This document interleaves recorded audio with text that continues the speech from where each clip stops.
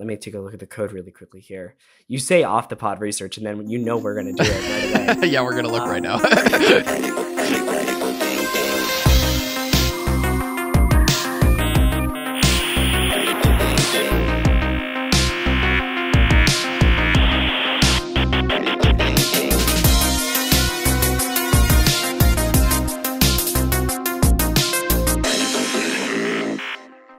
All right, we're rolling. Okay, cool. That was an interesting way to start. Yeah, my phone. I'm trying to record on my phone today because I'm not at home, and like my phone was overheating, and then it went on vibrate mode, but then it just didn't stop vibrating, so it's just a constant zzz. It kind of sounded like a razor. Yeah. Yeah, it's crazy. Like right as we started, your phone just immediately, like I could hear it just like zzz, just vibrating. Yeah, who knows? It may explode during this episode, and then I'll switch to my other webcam. But yeah, I figured I'd give it a shot. Awesome. Dude, how's it going? You adjusted back to normal life from the live hacking event scene? Not really. No, no. I've been pretty Still rough. in the fallout. I was not. Yeah, still in the fallout. Not feeling super great yet. I think my sleep is still like adjusting, and it was weird because when I was traveling, I don't know if this happens to you, but I was sleeping like 3, maybe 4 hours a night. Are you serious? Like, oh my gosh! For like 2 weeks No straight, way. and I was functioning like totally I fine. would die. Like dude. I would totally die.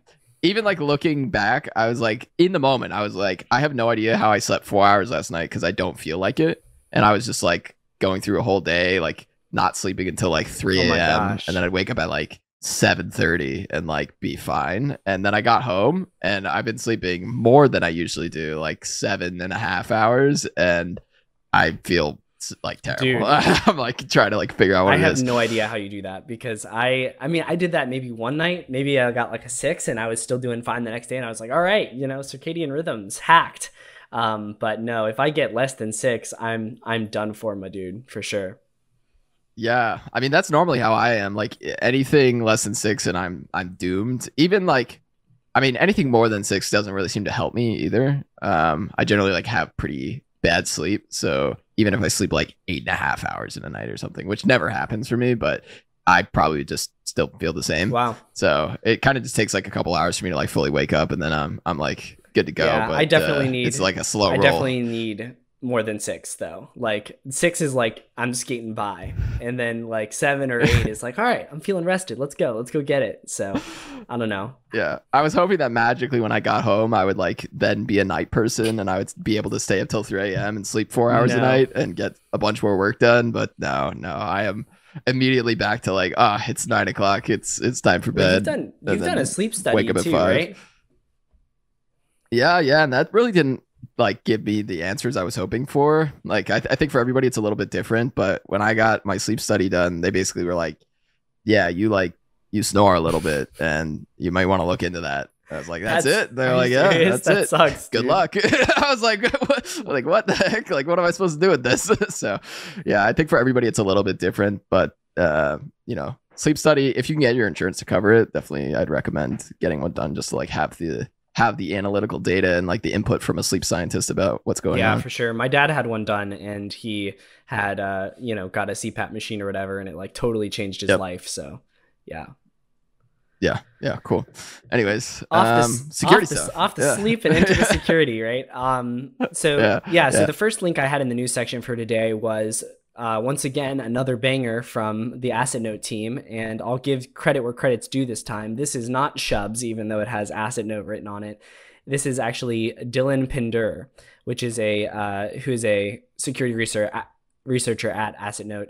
And this is about the ShareFile RCE, which is actually a product that I've used fairly extensively. So I was like, what the heck is going on here? This is crazy how simple this RCE was. It's a beautiful exploit, but the other stuff coming from Assetnote a lot of times has been a lot more challenging than this one looked.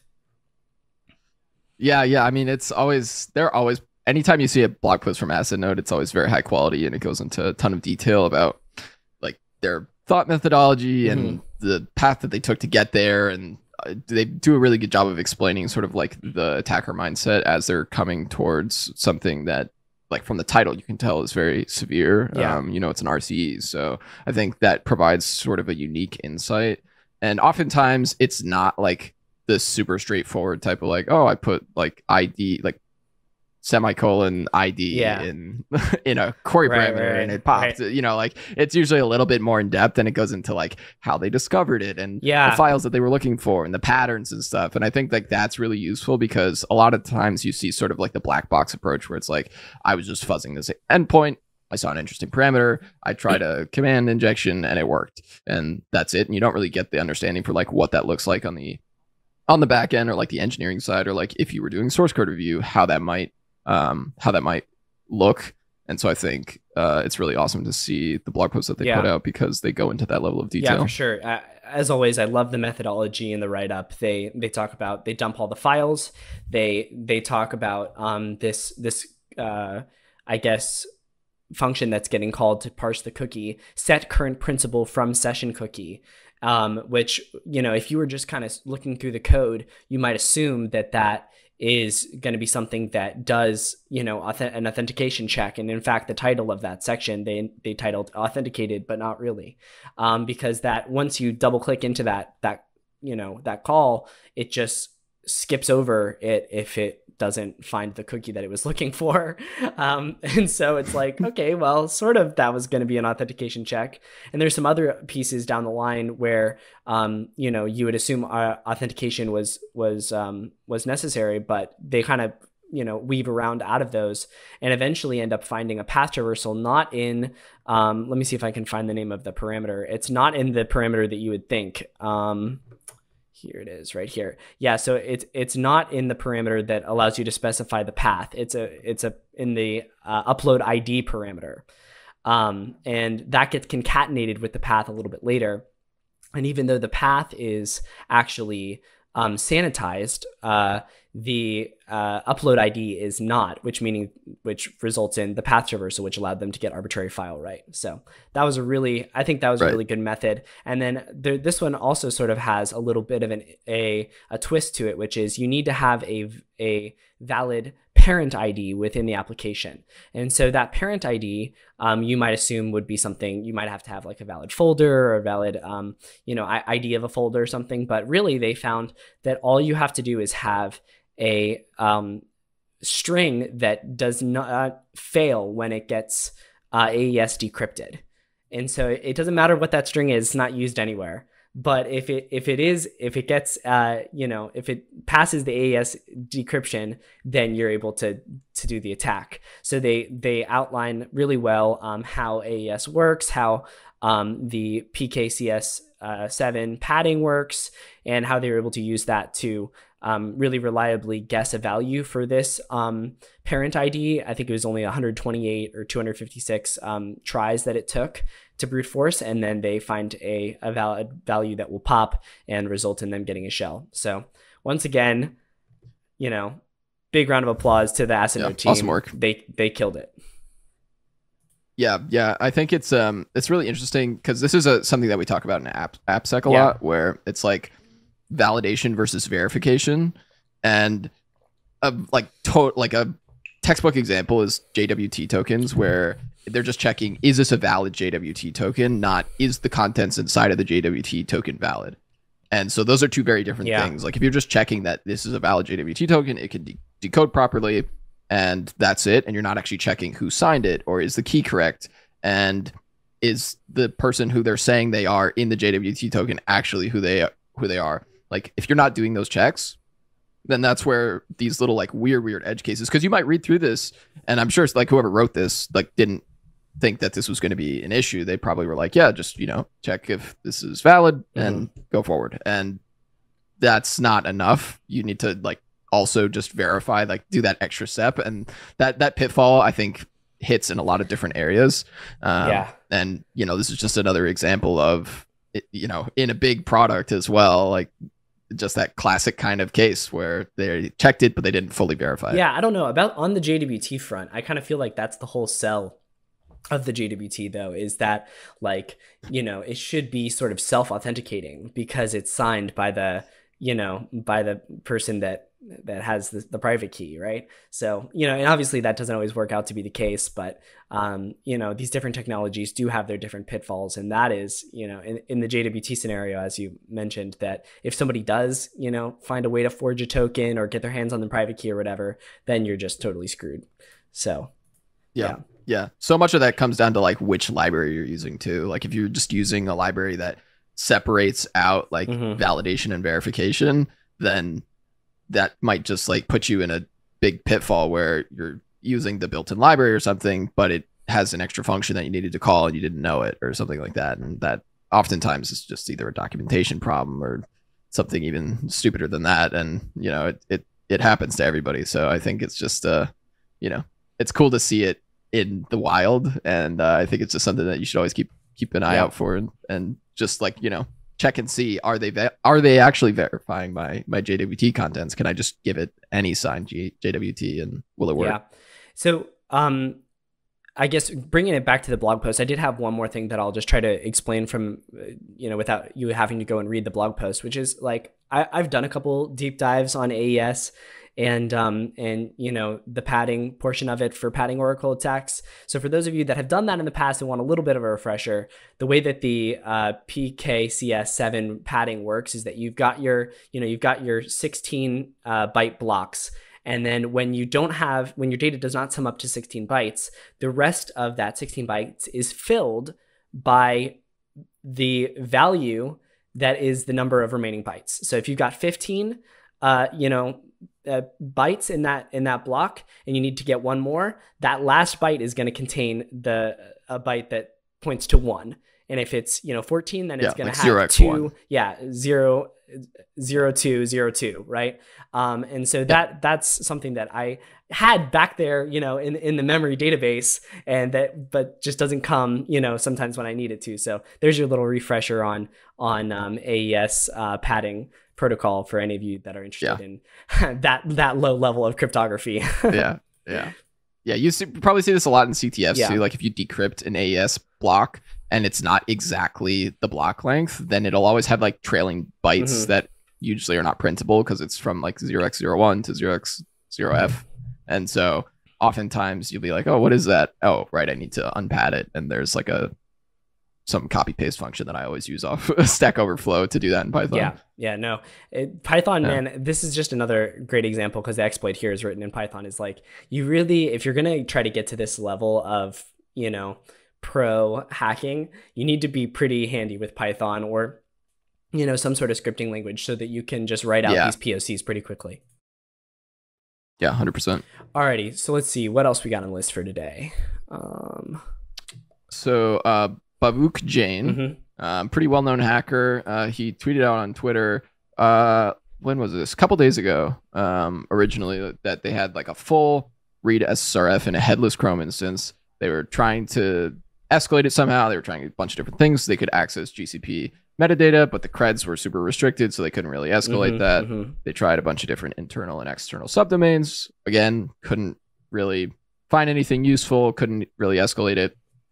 Asked for some help on Twitter, and today they quote tweeted their own tweet and they said solved. Nice. And so the solution was that they figured out that they could hit the Chrome debugger instance on port 9222 on /JSON specifically, I believe, which will dump, I guess, a lot of data about what's going on. I've never actually used this port, so I'm not super familiar with how it works, but he did link to some docs that describes like what this API is used for and the type of data that is provided there. And he said that it allowed exfiltrating data from other users who were hitting the headless Chrome browser instance. So it seems that it basically gives like an overview of all the data and stuff that's happening within that Chrome browser instance. And that's a really awesome creative way to escalate that. I think that's a default port would be my guess, the 9222. Yeah, that is a default port. And I threw this in the news articles for this week because we've mentioned this on the pod before, the debug instance there, and it's great to see someone actually pop something with it. And that's when you hit that /JSON endpoint on the DevTools protocol, it dumps a list of all of the available sort of WebSocket targets that you can connect to for the DevTools protocol. And some of that stuff will leak information about any other tabs that are open in the browser, right? So if you have other people using that headless Chrome instance, then that could absolutely leak information about, you know, what page they're looking at or what user information would be in there. So that's something that I thought about that route a little bit more for like accessing sort of Chrome internals and being able to pivot around a little bit from there. But I actually didn't think about it just from like the raw, you know, data being leaked via that /JSON endpoint about other users. So it's got sort of an application level, you know, use as well when exploiting headless Chrome instances. Yeah, super interesting. And I think like it's also like a kind of unique thing where we've talked about headless browsers specifically as well, but like it's a unique attack scenario where it's like more than an SRF because you're in the headless browser specifically. And so this is the type of functionality that only exists in like certain scenarios. But I think it's a good thing to put in your word list and to check for sure. Yeah, let me go see if I can find the episode where we talk about that. I want to say it was one of the earlier on episodes where it was episode 9, headless browser SSRFs. We talked about that. That was a fun episode because those are it's such a cool bug class. Yeah. And Live Overflow replied to his follow-up tweet and linked a video that Live Overflow posted just almost 2 years ago now, August 19th, 2021, that talks about hacking a screenshot service. So Live Overflow made a screenshot, like a headless browser screenshotting challenge for the cybersecurity challenge Germany in 2021, and then made a follow-up video about like how it worked, how to exploit it, a bunch of different information about how you could go about escalating it and all that kind of stuff. And Bavuk replied to that tweet and was like, oh yeah, this is exactly what I did. So I think it's really cool. You know, just shows if you follow Live Overflow, if you follow the content creators who are making awesome content in the cybersecurity space, a lot of the time that will help you later down the road, even if it's a video from 2 years ago. Yeah, for sure. Man, I've just started recently to appreciate, I think fully, how awesome Live Overflow is. They do a lot of really awesome content and really good methodology stuff too. So I think as a hacker that sort of, I don't know, I feel like at this point I'm a little bit more focused on doing the hacking and doing the research and stuff like that rather than, consuming content on cybersecurity. But I think I'm missing out a good bit because there's a ton of awesome content creators that have kind of sprung up since I started Bug Bounty that I've kind of missed out on. I kind of missed the start of their, uprise. And I think I got to go back and kind of do a little, indexing of how awesome those people might be. Yeah, for sure. I mean, there's so many people who are creating amazing stuff. Recently, I can't remember their names, but there's like 1 or 2 people who I've noticed a lot oh, by the way, your camera's completely frozen. Yeah, I think it just died. I think it's done. It hit its heat It's fried, dude. Yeah. Oh no. Rip. All right, okay, well, I'll keep talking. Or do you want me to pause? No. We'll go ahead. You're good. Continue. Okay. Cool. Yeah. So, no, I just think that there's a lot of really interesting, awesome new talent that's popped up into the hacking space, not even specifically within Bug Bounty, but just sort of like across the board. And I think a good example is there's a couple hackers who I've noticed recently, and I wish I could think of their names off the top of my head or find them quickly, but they've been posting a lot of like hardware security type stuff. One of them has been doing a lot of mobile hacking, where he's been taking especially these IoT devices like smart plugs or smart cameras and stuff, and looking at how the mobile app is collecting that data, where is it sending to, what other data might it be collecting alongside of that with location data and that sort of stuff. And another one of them has been doing similarly a lot of like hardware stuff, but more on the hardware teardown side, where they've been taking popular hardware devices or like I love that cheap stuff, dude. Alibaba type alternatives, and tearing those apart and seeing like, how does this work on the inside? Is this vulnerable in, X, Y, or Z way? And I think, just putting that data out there and having it somewhere that's readable, in this case, generally it's Twitter threads. It makes for an awesome addition to the security, like learning community, where now you have additional resources that you can pull on and you can look at real world examples of how this type of stuff works. Yeah, for sure, man.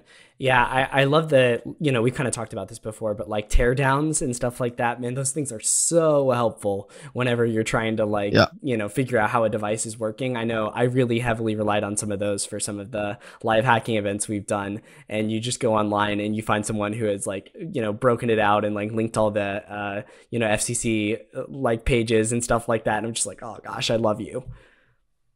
Yeah, exactly. Yeah, it's I think I did find one of them.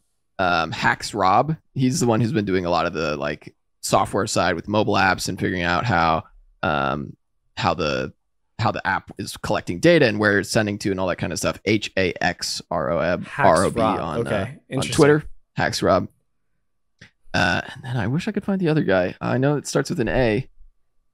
We'll link it down below. But yeah, any info that you can put out there, just I'd recommend trying to put it out there. I personally am not the best at this, honestly. Yeah, I'm more of like I see a cool tweet and I retweet it instead of creating my own unique content. But I think I love to see that stuff out in the space, and hopefully I can do a little bit more of it myself. I did find the other person. It's ATC1441.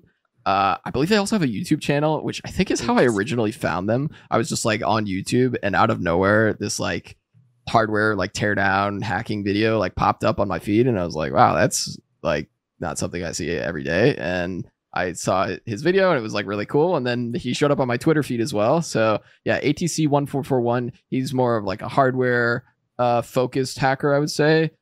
His most recent thread was a couple days ago, and he went over this. It's called a Data Frog handheld emulator. Whoa, what the heck? Yeah, it's very cheap. It's on AliExpress, and it's like like a game handheld like emulator Game Boy knockoff type device. Very cheap. But it was a teardown of like how it works, what the chips are, and that kind of stuff. And again, like this type of just it doesn't have to be vulnerability research so much as just like informational knowledge and research, and just sharing that out publicly is super useful for future research. I think a lot of the time you'll see, I mean, this has happened to me multiple times where I'm tearing apart a hardware device. I see a chip number. I Google that chip number, and the second link is a blog post that's titled "Reverse Engineering the Blank." My gosh, and it's dude, like, I'm like, oh, this is perfect. This is exactly what I was looking for. So honestly, just putting that info out there is so useful. And it's so great for future hackers, even if it's, just some random thing that you're looking at. Yeah, like we said before, even if you don't get anywhere, just like, having gone through the process, sharing your knowledge is super helpful. But like you said as well, it's very hard to do that. It's not necessarily the easiest thing in the world to do. So that could definitely be something that if someone wants to sort of ease into content creation, that could be a great way to go. Yeah, for sure. All right. So sort of along the lines of IoT devices / application, physical applications. This next piece that I had in the note was a tweet by Orange, which anytime Orange tweets anything, for those of you that aren't familiar, it's orange_8361, Orange Sci on Twitter. This is something you got to pay attention to. Yeah, bad news bears. If you're the target, bad. If you're just a researcher, good. Oh hell yeah, exactly. You wake up and you roll over and you read that blog post right away. So that's what I did, and he wrote up a version of it, talking about how this specific Google search appliance, which is actually sort of like a on-prem version of Google search, which I didn't know existed. They kind of bought one on eBay and figured out a way to get the firmware from like some old Google group, like, weird Google group that shouldn't be public, right? Which is just like the most hackery thing. Like that is what we talk about all the freaking time. And he goes in there and he's like, okay, here's a link to it. Oh, sweet. I can just like iterate through these numbers and download literally every single version of the firmware. And what's great is like, this is something I think I've done. Like I've tried this 100%. Before and it's not worked. Like it's really awesome that this worked. But like basically he was like looking on this forum thread from like, when was this? 2015 or something. Oh my gosh. Somebody linked and they were like, hey, I was trying to download this. Here's like the link, but it's not working. And so they took that link and they like went on Web Archive and they figured out the valid like version number ranges. And then they just brute forced every potential file version, like with that formatting on the same host, and it came back with actual files, which is also kind of crazy because this whole product, Google Search Appliance, looks like it would be extremely deprecated by this point. But oh yeah, I'm sure. Maybe it's being maintained to some extent, or maybe they still just have like versions of the files up there or something. But it's really, really crazy that I mean, I had never even heard of this thing. I didn't even know it was a thing. I've never seen a photo of one. I didn't know Google made hardware like this. So I think as a hacker, if I had known this would have existed, I would have been like, oh, I want to get my hands on that.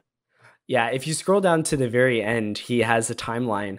And it says that Google said the issue is not severe enough to qualify for a reward. Oh. And I'm like, are you kidding me? This is RCE. But, I think that's probably because this product is not being used, or not being actively used by a large user base. And so the risk is just not there. But yeah, the bug itself, the flow is really, really interesting. So definitely worth a read if you're interested in tearing apart IoT devices and figuring out exactly how he does it. And also, I just kind of love, actually, now that I'm going through it, he's got some of this stuff censored. Yeah, no, but some of the stuff is not censored. But if you scroll halfway down, he starts doing, like, he writes in the post like, all right, this is the contents of Etsy Shadow, right? And this is like the password to like, this config, sort of thing. I'm just like, oh my gosh, he just totally wrecked it. You know, when you're like writing plain text passwords of these like embedded devices all over the internet. Super badass. And also, I just wanted to shout out, I really do like the way that he broke down the various network services that are listening on various ports, the IP tables rules that, show access to those, and that sort of thing too. That's a great way to sort of take an attack surface and, get it in front of you, feel like you're actually able to work with it and understand all your different attack vectors in your routes, which really shows how he, developed that methodology and why he is so good at what he does, and this is the whole team. So it's not just Orange, but this is the research team that he's associated with. Yeah. And even like in a recent live hacking event, I'm not going to name anything, but we saw an example of this exact type of thing where it's more of attacking like an appliance or an OS type package than it is like even a hardware device. Because I think, and I might be mistaken here, but it seems like most of this was from software analysis. Like they got a firmware, they pulled it apart, they started figuring out like, how does this OS work, what types of services are running, what's the attack surface, all that kind of stuff. And we've seen that even like recently in the last, month or two, where that same type of thing exists in modern companies, including Google, obviously. And I think it's just a really interesting attack surface. I always love that type of stuff where it's like, it's right there, like in your hands, and you just have to figure out like how it works and like pull it apart. And once you can figure out how the secret sauce works, then that's usually where all the vulnerabilities live. But I also love that in the timeline, the first the first entry in the timeline is a CVE from 2005. Oh my gosh! which is it's like a code, like Java code injection.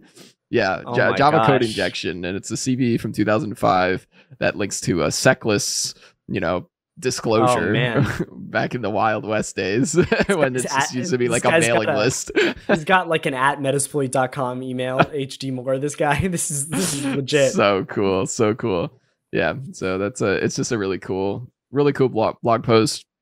I'd recommend you give it a read just to, again, this is one of those rare glimpses into like who I would classify as an elite hacker. Oh yeah, for sure. And just like understanding that mindset and the thought process and the exploitation process and the whole start to finish path of how do you take something as abstract as like a Google search appliance or like a server box or an OS image and take it all the way to a vulnerability that you can then report and get a bounty for. Oh yeah. Hopefully.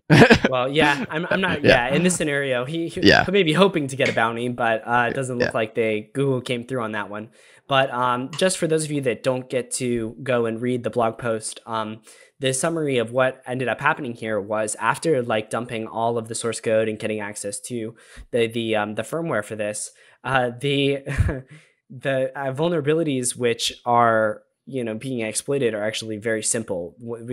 You've got a basic LF injection something's getting, it's a command injection in a specific parameter, where you just put, your what is it? Is it OA? Yeah, it's OA. Percent OA in this scenario, and then add another command right after it. So it's just like a very standard shell, injection. And then and later on, they've just got a very textbook LFI or LFD technically.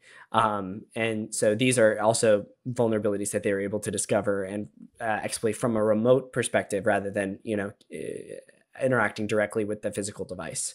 So from an exploitation scenario, from an exploitation perspective, the bugs were not like blow your mind crazy stuff like you normally see with Orange and his research team, but the approach was really cool to breaking down an IoT device. And that was what I really appreciated about this article. Yeah, same. All right, last one for the news segment, and then we'll jump into the content for this episode. Bitquark finally, after 4 years, after 4 long years of waiting, has released Shortscan, their tool for exploiting the tilde enumeration method with Windows short names. So that's really exciting. For those of you that aren't familiar with that technique, for specific IIS servers, actually a lot of IIS servers, this can help you enumerate the first, I want to say it's like 6 characters of any file and folder, and then the first in the file extension for that, or the first 3 characters of the file extension for those files and folders.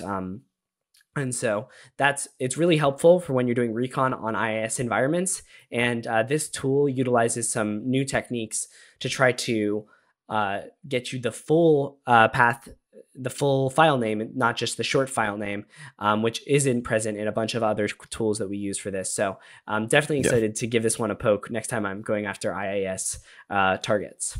Yeah, so I believe this is on any IIS 8.3 and earlier, or maybe it's only 8.3, but yeah, it's something like that. No, it's a ton of them. Yeah, they're like almost all of them are vulnerable to it by default, I think. Yeah. So I mean, it's still definitely out there. It's funny because I was just looking back at the original repo from Ersdal, who I think we actually talked about last episode. We did, yeah.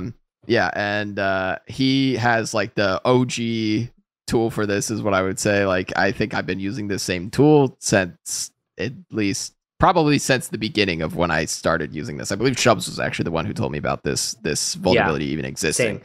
And if you look at the tool, like the first, well, not the first commit, but there is a commit in the root of it from Ersdal that is from 9 years ago, from 2014. Oh my gosh. And the title of the repo is IS short name scanner 2012 to 2023 and still giving. So it seems like this has been, there for a very long time. It's good to see new tools pop up that can do stuff either faster or better or in a different way. As much as I love using tools that are written in Java, I think I would prefer one that's written in Golang. So, but that's not to say that the original scandal. Yeah, exactly. That's the nice thing. So, like the original tool is still, being actively maintained. There was a commit 2 days ago, and Ersdal actually linked to Bitquark's Shortscan tool in the IIS short name scanner repo, the original one. So, I think it's awesome. It's awesome to see, people still maintaining this stuff and making sure it works and adding new vectors to make it quicker and easier to scan and exploit. So I'm not a huge recon guy, as I've talked about on the podcast. Like, I don't do a bunch of recon, but this is one of the techniques that if you skip this, you're really missing some gold. Because if you get a really finely tuned list, that's great. But if you're actually able to leak the contents of like arbitrary names, that is like freaking gold. Huge. I mean, there's so much hidden functionality, like just alone, like hidden functionality, web configs, like path reversals, knowing what files exist, like all that kind of stuff is, super, super critical, like 99% of the time. Just on its own. And so being able to have that leverage that you can then exploit and know a path name, or maybe be able to access a file that you shouldn't be able to access or anything like that. This type of info is super, super helpful to have. And I think anytime I see an IIS server, I typically run it because it's a super easy win if it works. And if it doesn't work, is very low cost. Yeah. So actually, when I was in the recon game, like I'll give this one away for you that are doing recon stuff, but I would actually have an automation that would detect IIS and then run this on every IIS server that was vulnerable, and then just take the output and like look at it for like sort of sketchy stuff like .back files, right? Like backups or old files, and there's a bunch of other regex that I had and stuff like that would kind of trigger weird stuff. But yeah, you can find some really easy wins with like webconfig.back or something like that. And this tool can definitely tip you off to it. So keep that in mind and definitely check out Bitquark's new tool. Yeah, for sure. All right. Should we get into our esoteric web vulnerabilities? Let's do it, man.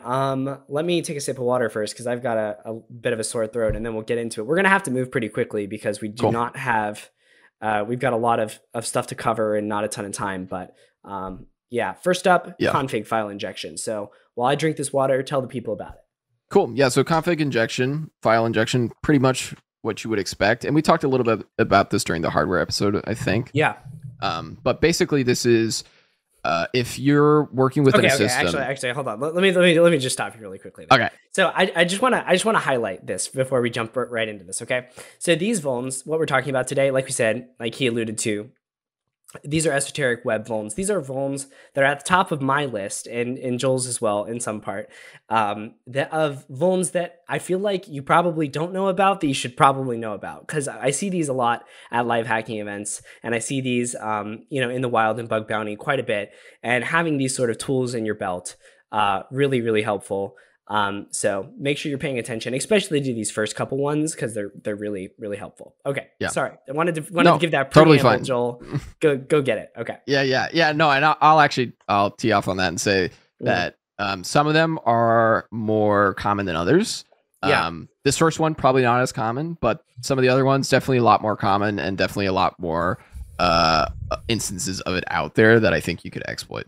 So for config file injection, typically this is going to be a case where maybe there's a configuration endpoint. A lot of times this is on IoT devices or hardware devices or something more local, because that type of stuff doesn't really get revealed externally for like a web service. Typically it's not going to be writing to like its DHCP config or something like that from just like an API endpoint on example.com, right? I've seen it before. Yeah, it exists. That's not to say it's not there, but it's a lot less common. And I personally have seen it significantly more often in like routers and smart devices and IoT whatevers, right? Like that's typically where you're going to see it, is in those type of more like niche devices that are much closer to like an API that's talking directly with the OS or the system versus an API that's talking to a service that's running on an OS within a system.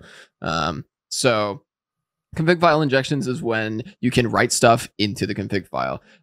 Oftentimes this, I think, in order to exploit it successfully, oftentimes you're going to need to have an understanding of what the config file actually looks like. So some type of file read or file disclosure, or access to the OS verbose or shell. Error. Yeah, verbose errors, anything like that, just to get an understanding for what the format is and what stuff looks like around it.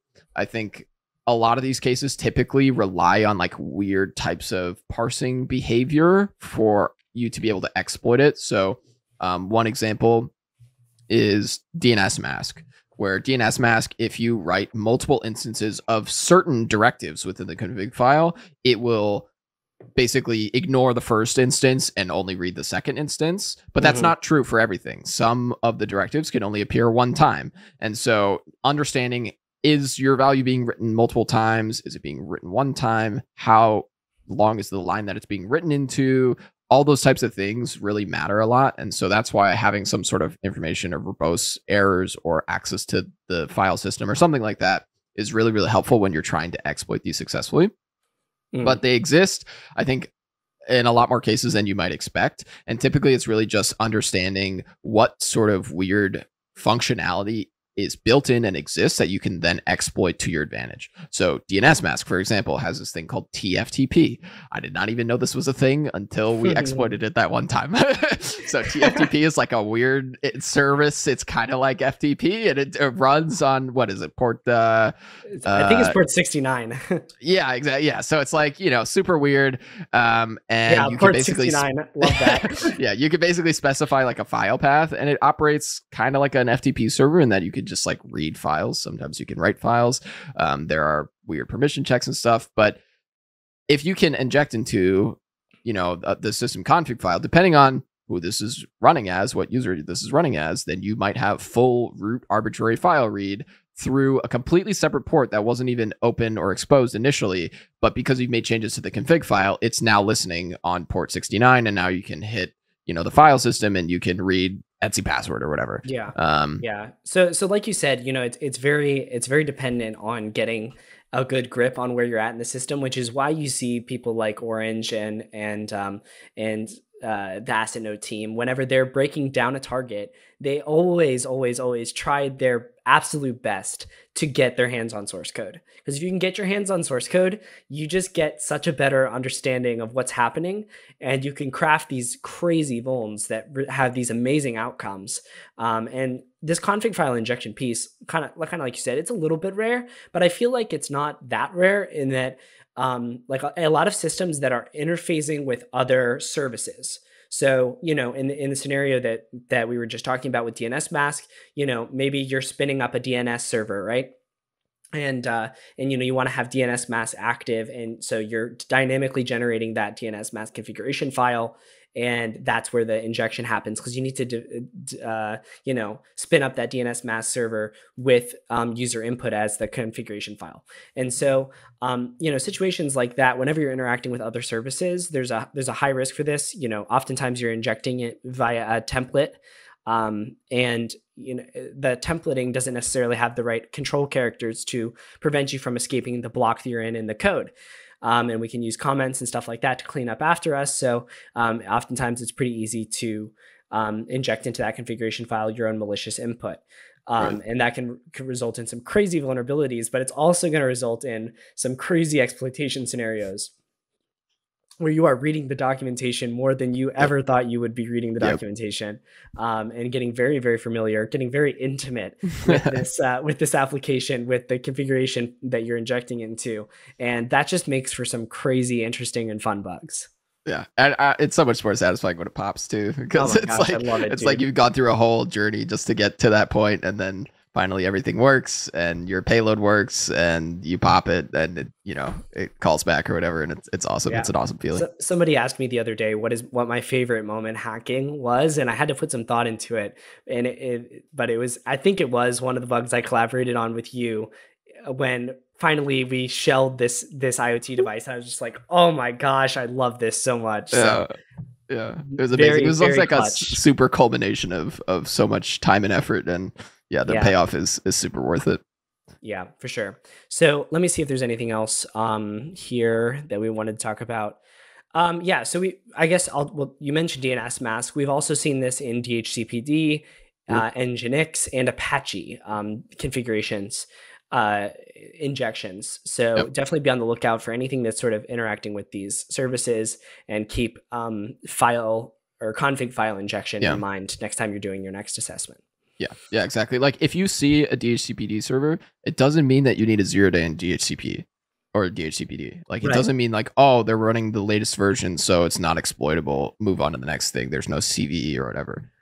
It's totally up to configuration and how this stuff is working, because it can be a perfectly regularly, validly configured instance, but they're doing something wacky somewhere else within the system, and you can exploit that behavior to natively get a shell or escalate your privileges within the system. And that's like the real powerful thing. This isn't like a 0-day or anything. This is just how you can configure it legitimately to do weird stuff that we can take advantage of as an attacker. Yeah, great summary. Next one that I had on the list was client-side path traversal. Now this one's a little bit weird, because you'd think of path traversal normally as a server side sort of thing. You're putting something in either a query parameter or a path, directly in your URL, and you're getting to access to some path that you didn't previously have access to by using some iteration of dot dot slash or combination of dot dot slashes, right?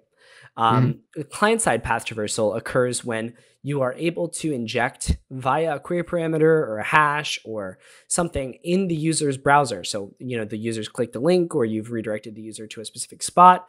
And that page is loading a resource based off of your attacker-based input. So let's say, for example, you redirect them to google.com/example/1234, and they try to load a CSS page that's like /css/1234.css, right? So your 1234 from the path is being taken and put into a resource that's being loaded.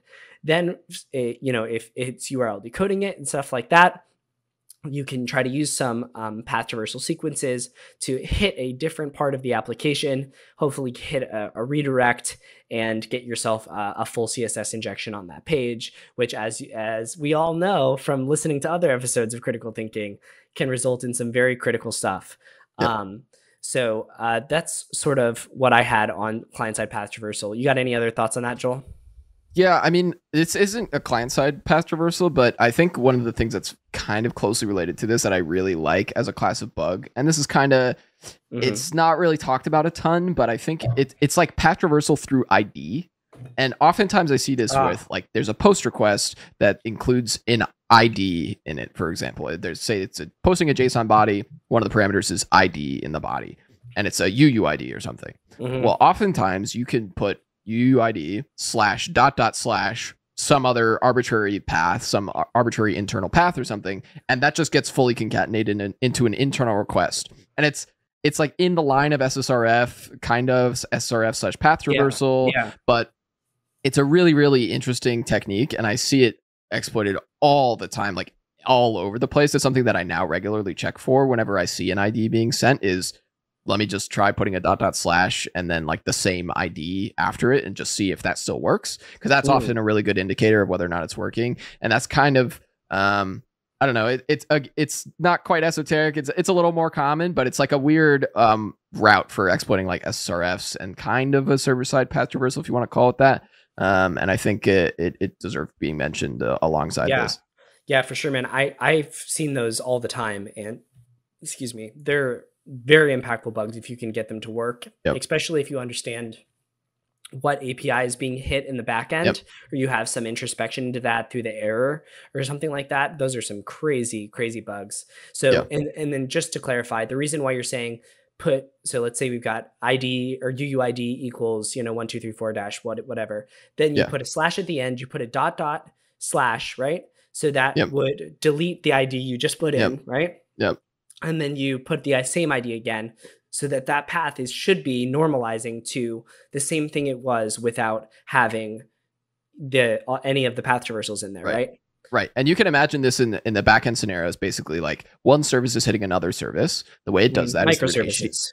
Microservices. It's hitting it through an HTTP request, and it goes, other internal service.host /ID or whatever /API/get/ID or something, right? However you want to imagine how it's being put in there.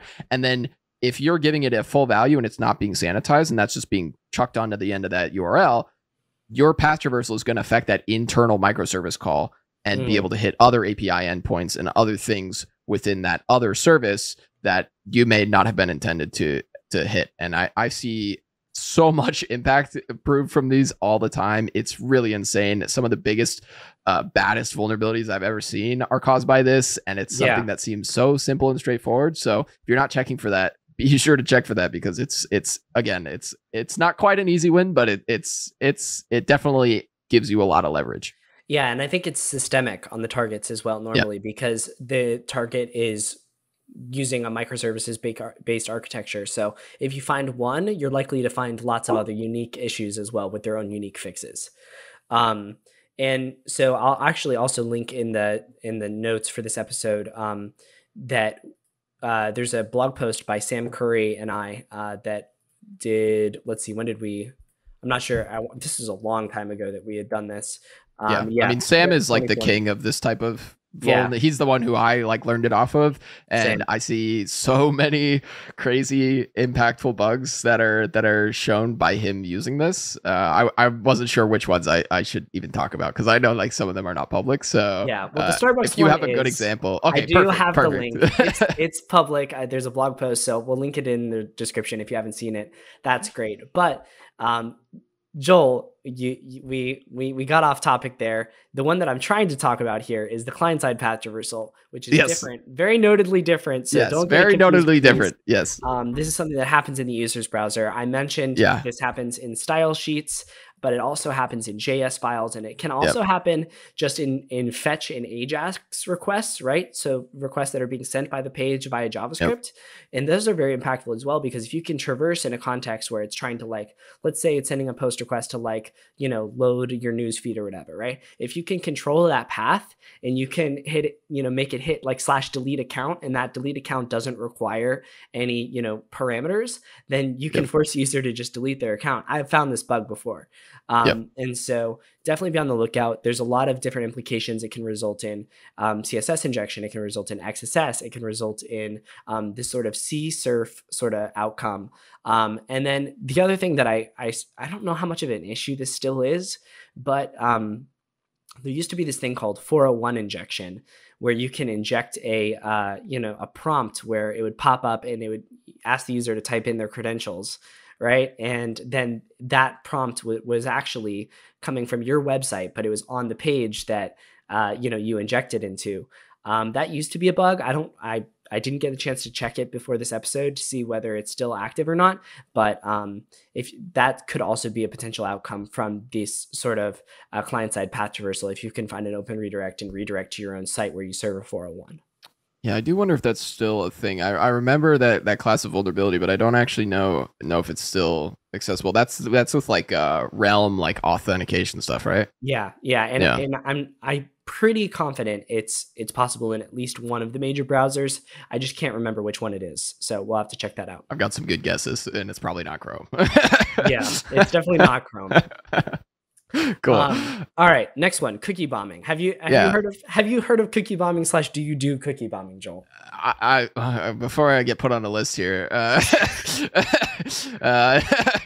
so I hadn't I'd heard of the name and I understand like the concept, but until I actually read through file descriptors slides about this specifically, now it definitely clicks. And I would kind of tie it in with the next one that we were going to talk about, which is cookie jar overflow. But basically, these two classes are exploiting just like sort of native browser behavior around how cookies are set and sent. And so oftentimes there have been new security features that have been added to like how cookies work. For example, HTTP only or site secure or whatever. And that make it so that they're only accessible within certain contexts and they're only sent within certain contexts. And if it's HTTP only, then your JavaScript can't read and write it. But that's fine, because sometimes you control a web server that is doing that over HTTP instead of doing that over JavaScript. And so with cookie bombing, for example, you can set multiple cookies for the same host on different paths. And when they get sent, the browser doesn't distinguish whether or not, oftentimes, well, maybe it does. Well, I mean, it's supposed to. The paths piece, you can use the different paths to bomb specific endpoints. So, like you said, this is abusing a sort of browser level problem with cookie management, which is if you send too many cookies, the browser will still send them to the server, but the server will sort of, I guess this is sort of a server side issue. Then the server is going to freak out and be like, okay, whoa, this request is way too big. Please stop, right? And it's gonna, I forget what status code it sends. It's some 400 status code. But it freaks out and it doesn't like that, right? And so you can set enough cookies that the browser will happily send along, which essentially DOSes your access to a specific website until you delete your cookies, right? And you literally do that just by setting, all right, cookie 1 equals 9,999 A's, cookie 2 equals 9,999 A's, and then like do that until you've blown up the whole request, right? And that will result in the whatever user's browser you're setting this in not being able to access the target website until they clear their cookies. And this can be particularly tricky. Here's a fun one here. If you do this on a sub part of a website that is not the top URL, because what people will do sometimes is they can't access the website, they'll delete the cookies for the specific website that they're on, right? Which is their top URL. But let's say for example, you cookie bombed the API.domain, right? The API.domain.com. That's never in the user's top level browser. So if they try to delete their cookies for that website, then they can't do it, right? Without going in there and actually deleting all of their cookies, which is kind of a pain in the ass because it logs you out of literally every single website. Yeah. So this is a really cool vuln, and you can do this with just a gadget that allows you to inject a cookie on the website, which is fairly common. And this is also a great way for you to show an effect to availability, which ups your CVSS score. And it really helps with stuff like subdomain takeovers to show impact. Yeah. There's actually a cool tool idea I just thought of right now as we were saying that, which would be something that basically you could plug in your existing CVSS score, or maybe say you have a bug and it meets certain criteria within CVSS, and then the tool would tell you if you could change this one factor, it would take your bug from a medium to a high, or a medium to a crit or something. That's a great idea. So you could put in your CVSS score, and then it would tell you, okay, your easiest escalations are going to be, all right, if you can figure out how to affect availability just a little bit, maybe try cookie bombing or something like that. Dude, that's a great idea. Someone's got to build that. Yeah. Not us though. Yeah, I got too much going on. Yeah, critical thinking community, please take that and run with it. Somebody make that tool, even if it takes 4 years. Bitwork. Yeah, at Bitwork. No, that's great. And the other thing that I was gonna say, specifically on app cache, on cookie bombing, is you can use it with stuff as well, like app cache, because what'll happen if you define an app cache on a specific page, if there's an error that occurs at the browser level, it will sub in a different content. So it's perfect for cookie bombing. And I've seen this. I've seen Franz abuse this. I've seen File Descriptor abuse this. And he actually mentions it in his talk entitled "The Cookie Monster in Your Browsers," which I think was the talk you were mentioning earlier. And he also mentions how you can use it to get it to not consume OAuth tokens, because you can cookie bomb the specific OAuth endpoint, right? Yeah, the slash, that was OAuth callback. Such an interesting attack vector. So I guess if you basically cookie bomb and it sets too many cookies, the request will fail, but the outbound request will still contain the credentials or whatever in the URL. And so you can, because it's a failed request, it doesn't hit iframe options, I guess. Is that correct? Well, so there's some intricacies like that, but the one that's really helpful in this scenario is and it can help you avoid iframe options and some CSP stuff as well. But in this scenario, as soon as that code lands on the page where the callback is, it gets used and consumed, right? So even if you have a reference to that window and with an XSS or something you can't get to that token in time, because you're gonna lose the race every time, and it's gonna consume the OAuth token, and you can't get account takeover. But if you cookie bomb the endpoint where that OAuth code is getting returned to, when it goes to that page, it's gonna fail. But because you're the same origin, you can still reach into that page, grab the window location.href, and pull the code out of there, which would allow you to escalate your XSS to ATO. It's just such a great technique. I love it. Yeah, that's awesome. Yeah. On cookie, so then tangential to that, the cookie jar overflow, which is kind of similar in sending too many cookies, or sort of overflowing how the browser is behaving. But you actually have a whole tool for this, which I did not know about, called check cookie jar overflow. I don't know what you call it, but it's a link on your domain. Yeah, it's a link, apps.renerator.dev. You guys can check it out. This is just kind of if you click on it, it's kind of just a scrappy little website with a freaking Apache index. It's literally 20 lines of HTML, including the script. And essentially what it allows, so I actually, before prepping for this episode, I was all right, I was prepping for this episode. I'm all right, I'm going to drop some knowledge. I'm going to, show them all these cool, weird esoteric web vulns. And then I get in there and I was researching for cookie bombing, and I find this cookie jar overflow thing. And I'm like, what the heck is that? I've never even heard of that. And so I found it, and I think it was on this site Yeah, Hack tricks, hacktricks.xyz, which is really cool. Like, that's a great website, by the way. Yeah.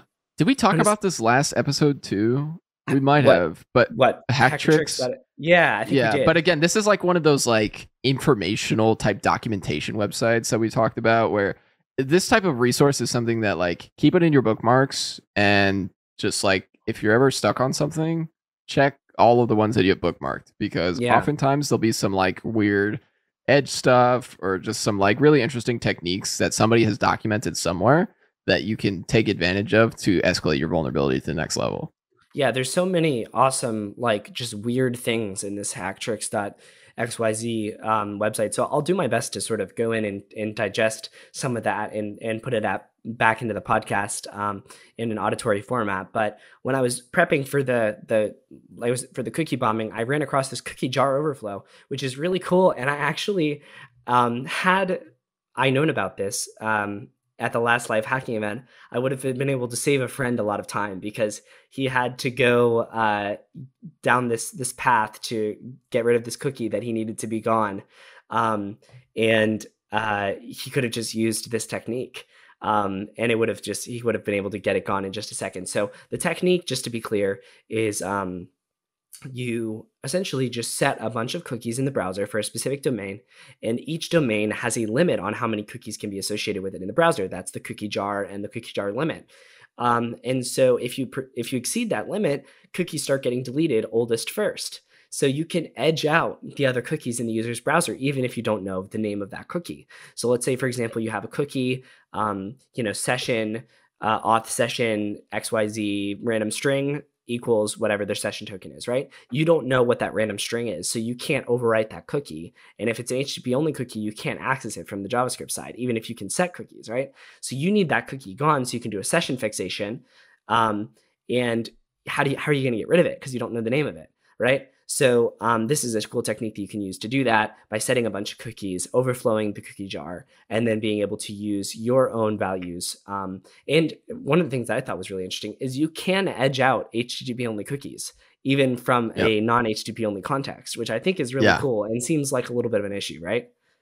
Yeah, well, I mean, and again, this is like weird behavior that's kind of intended, but also not intended. Like, it abuses like two functionalities that both need to exist at the same time, and they kind of collide with each other tangentially, right? Where it's like HTTP only shouldn't be able to be set by JavaScript, but if you set a bunch of other cookies with JavaScript, eventually you'll have too many cookies, and the HTTP only cookies will just get removed, and like, that.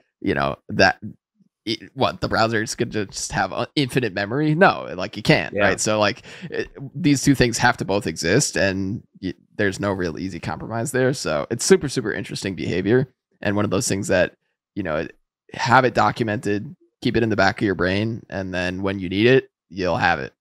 Yeah, for sure. So we'll add some links down below. The little sort of tool that you mentioned before that you saw in the doc, that was just something that I sort of scrape together to help people understand where their cookie jar overflow limit is in the browser. So you guys can check it out. We'll link it down below. It's apps.rhinerator.dev/cookie or /check cookie jar overflow.html in camel case, of course. So, probably easier to just click the link. You're welcome. Just click the link in the description.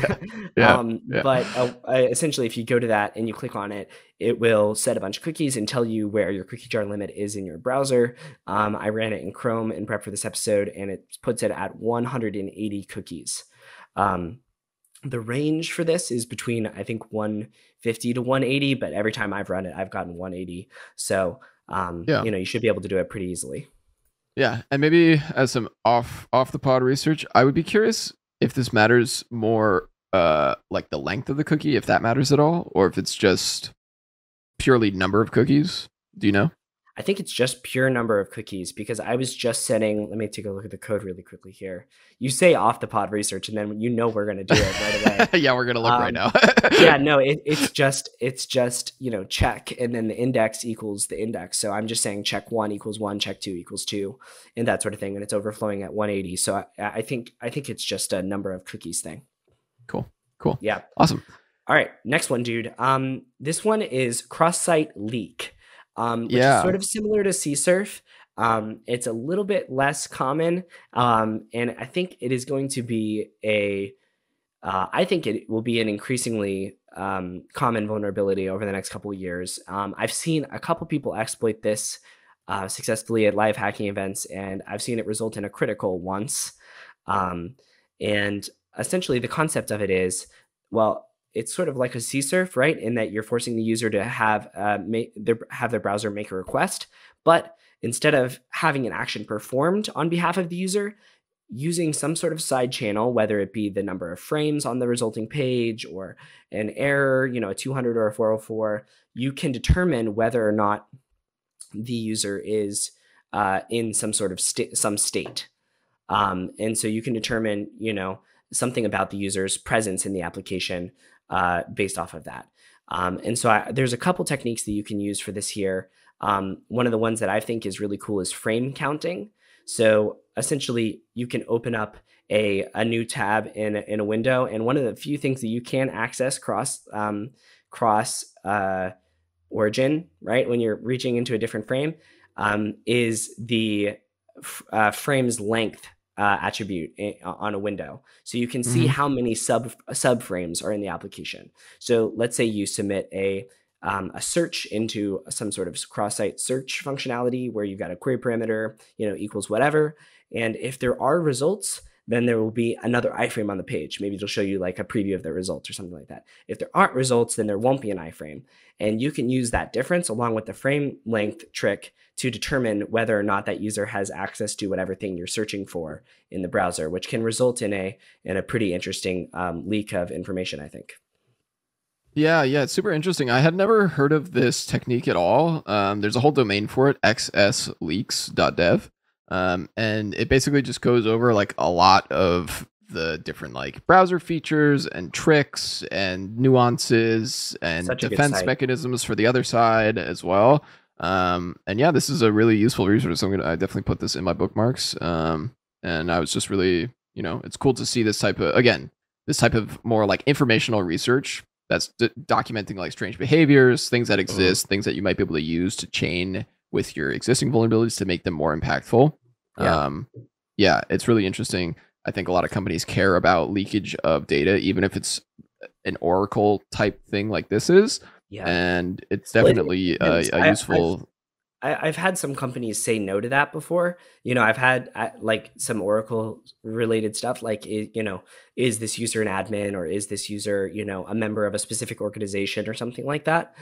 I think those could definitely be helpful in attack chains, but you definitely got to realize when you're submitting these sort of bugs that it is sort of a risk, Right. So definitely keep that in mind.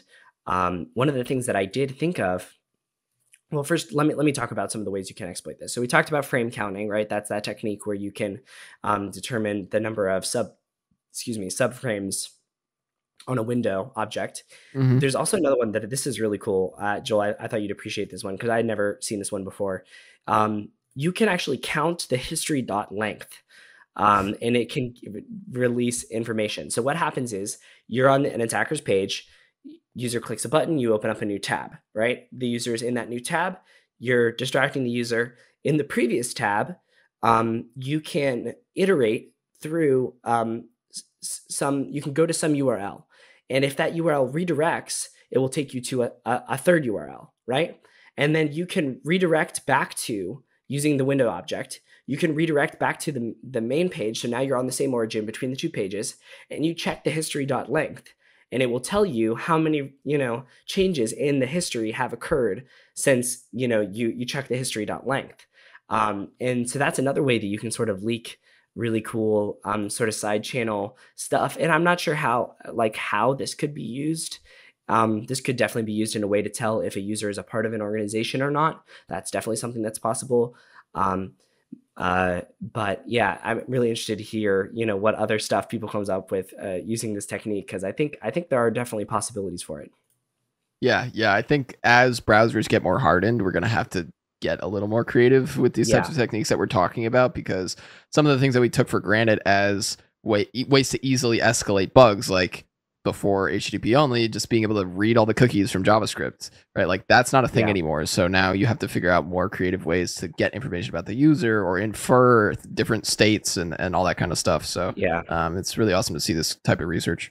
And even in the era of same site cookies as well, you know, we've had that restriction come in place now. Yeah, we're even having to get more creative using window.open rather than using iframes and such.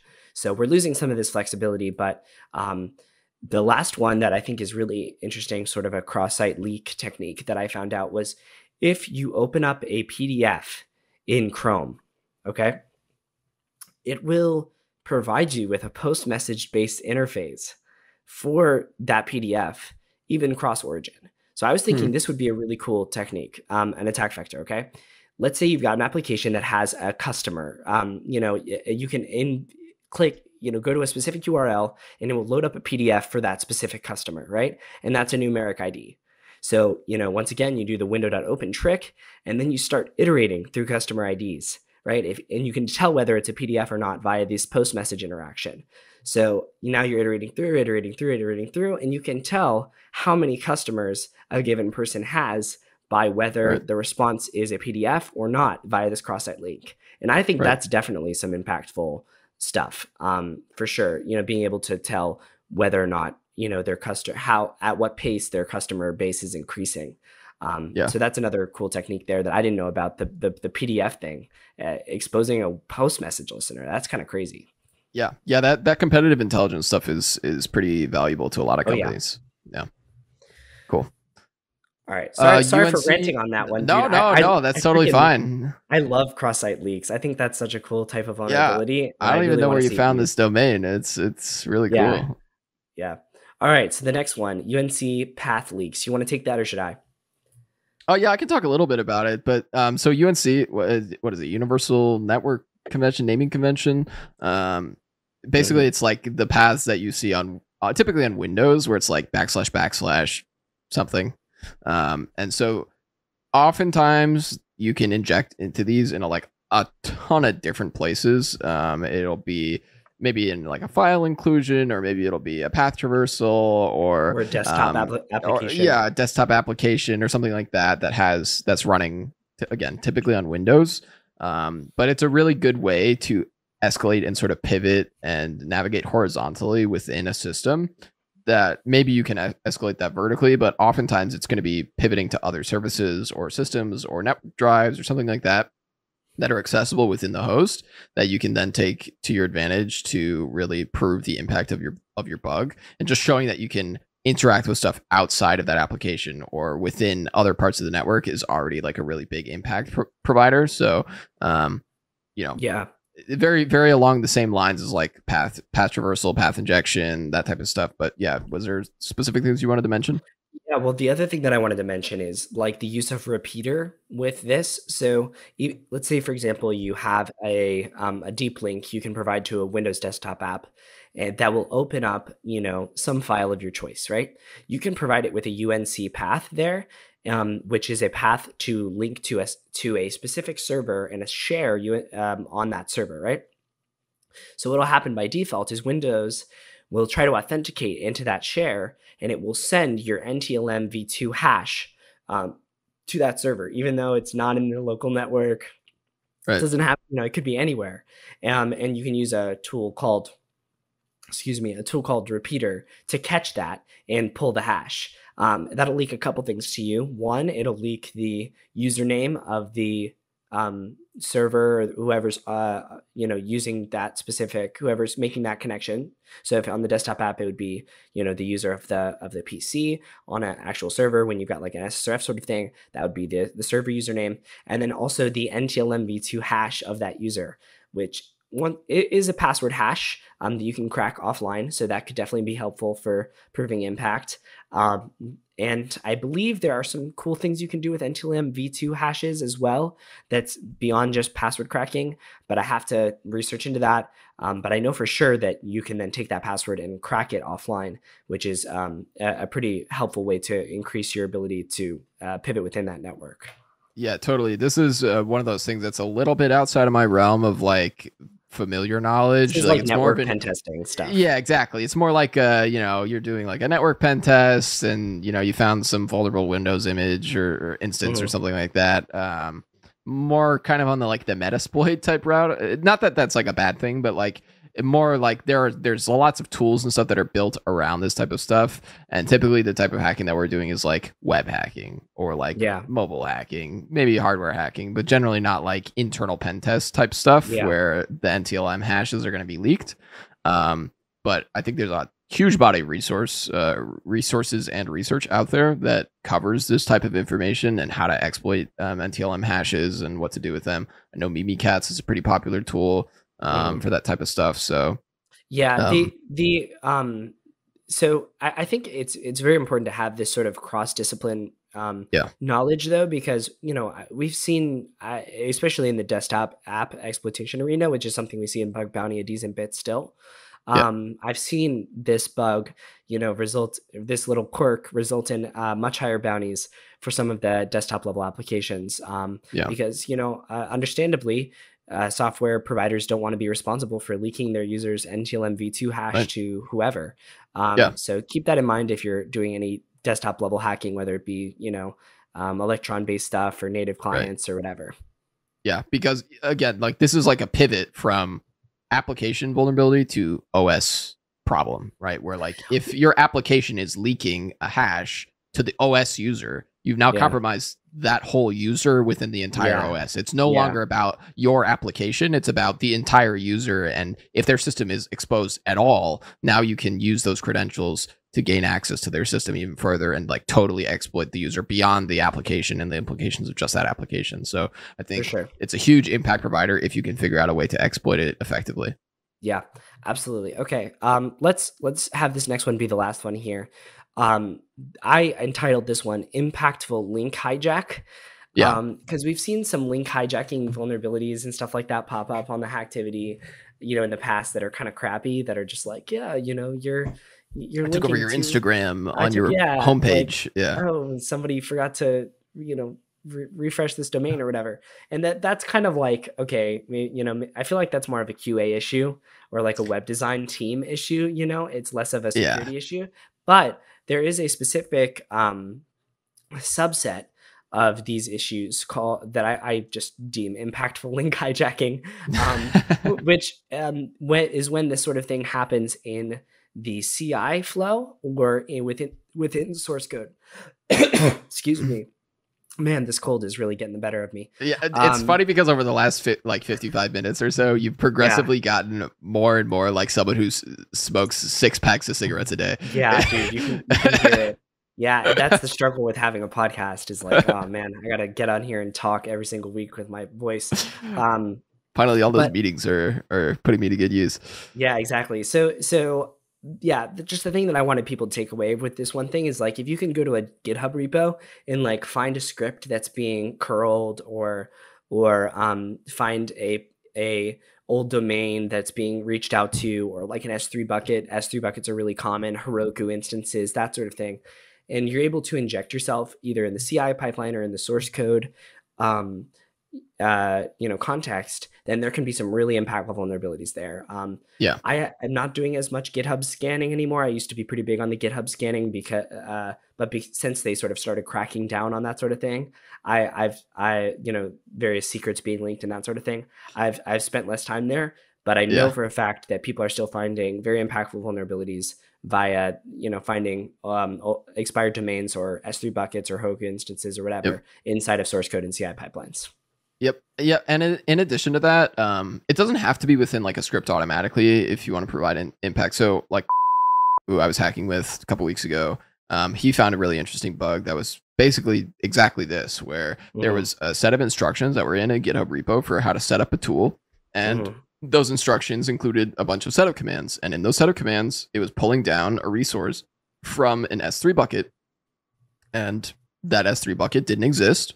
And he was able to take over the S3 bucket and prove impact by saying, look, this is in the README. If somebody were to copy paste this, which is completely a plausible scenario, they would be pulling resources down from my bucket. And, it was accepted. So I think like that's just like a great example of like one, it doesn't have to be directly in a script, but like just the fact that they're using it and they're advocating for you, like the user, to be pulling something from that resource. If that resource doesn't exist anymore, that's direct impact because they're explicitly telling you, hey, use this domain. Well, that domain is no longer safe. So I think like anything like down that sort of path is a good way to have impactful link hijacking, right? It doesn't always have to be like, oh, I took over your Instagram username or whatever. Mm-hmm. Like, I think that stuff exists as well for open source code and open source scripts and all that kind of stuff that you mentioned. Yeah, for sure, man. All right, I think that's a wrap. That's 7 esoteric web vulnerability types. Hopefully y'all learned something from that. I definitely did while researching for it. If you guys wouldn't mind, definitely head over to ctbb.show, drop your email in the newsletter subscription there. That would be a big help to us. And yeah, anything else you got, Joel, before we sign off? No, I think that's it. I've got a bunch of new bookmarks and tools to download. Yeah, and get, so same man. I'm gonna go play around with that Bitquark Shortscan tool right after this. Yeah, awesome. All right. Hopefully your voice and your cold goes away, and hopefully you feel a little better. But I'll see you next week. Thanks, man. Yeah, hopefully I'll be recovered for next week. All right. Cool. Peace. Peace.